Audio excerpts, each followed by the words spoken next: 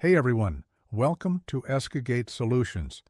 If you've ever dreamed of building a business that ships goods across borders, works with global suppliers, and taps into new markets, you're in the right place.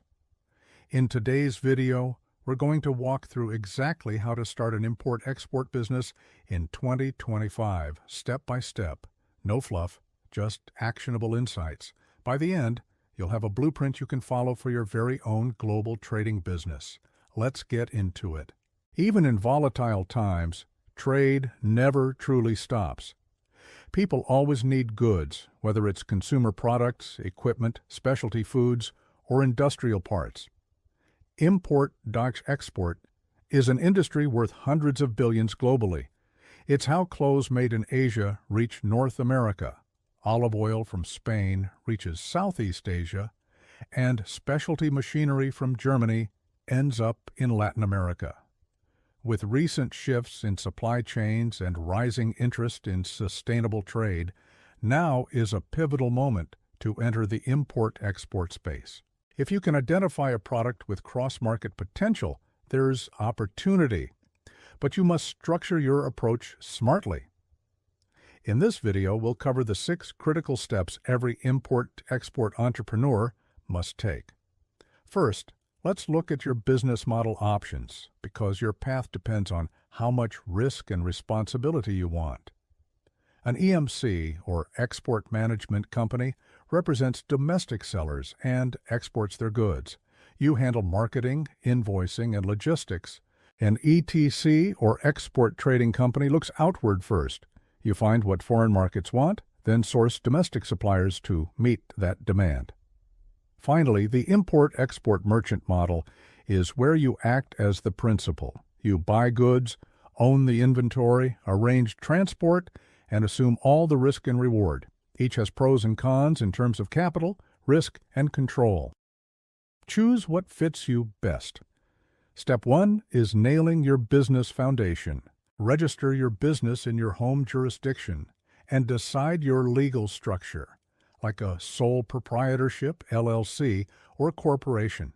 Get required permits and licenses, especially for regulated goods like alcohol or chemicals.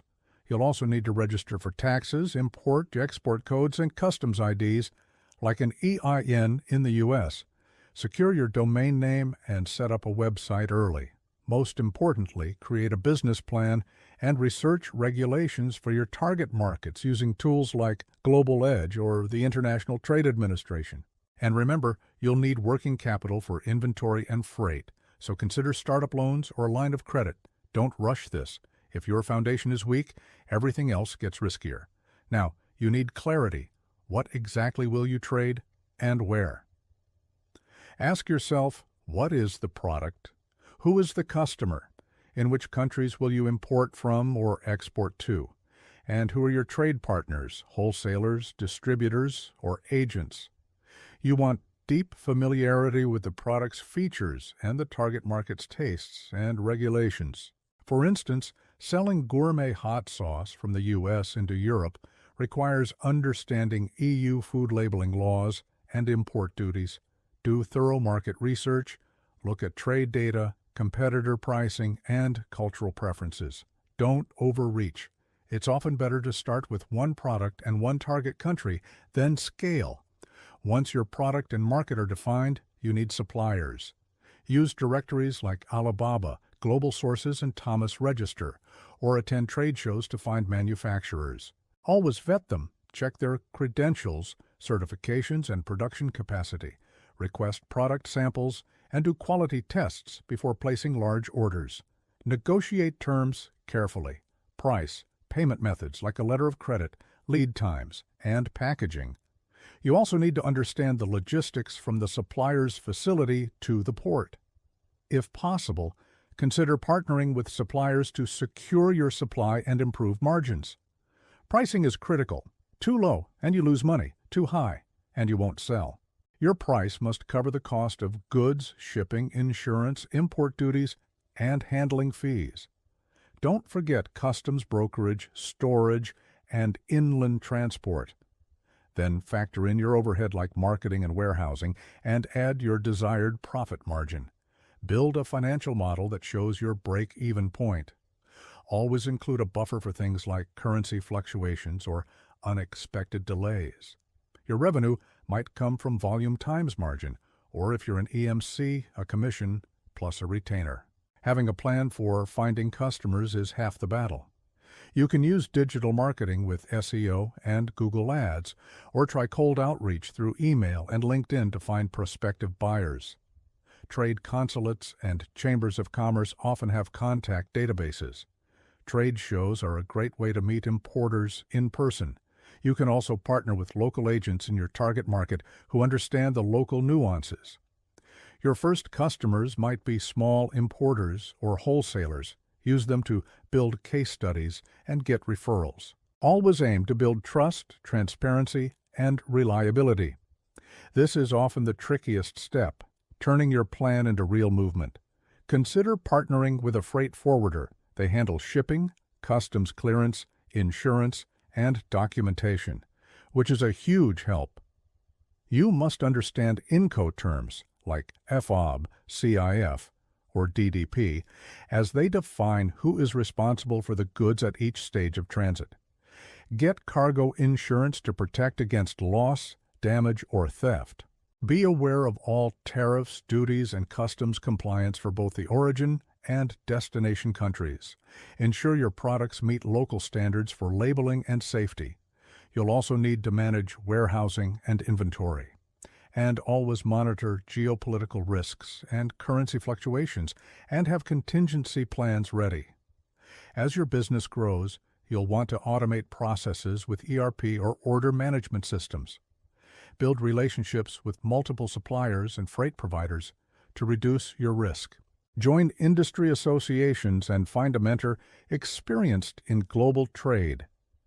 Stay updated on trade policies and regulations. Think about expanding into adjacent markets or new products strategically, but only when you're ready. Most importantly, constantly monitor your cash flow and profit margins. Think of import-export as a long-term operation, not a series of one-off deals. Let me show you an example.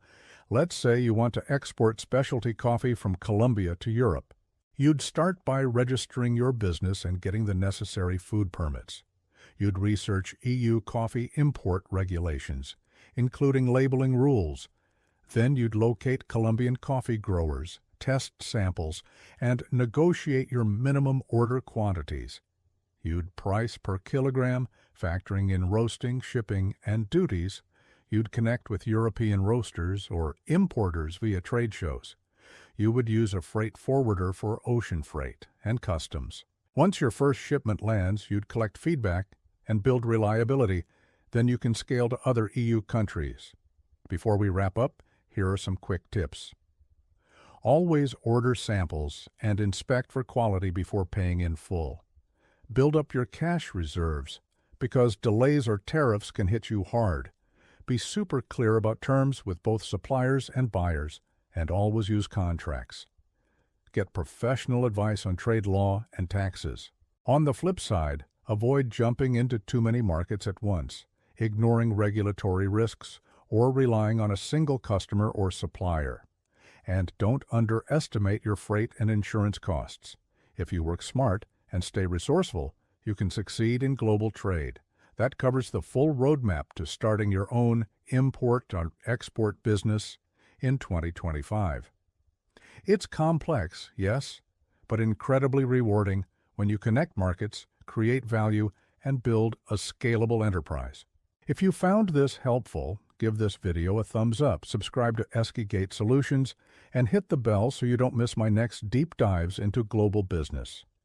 Drop in the comments, which product or market are you thinking about importing or exporting? I'll try to respond to your ideas. Also, visit our blog for more guides and resources. Thanks for watching. See you next time.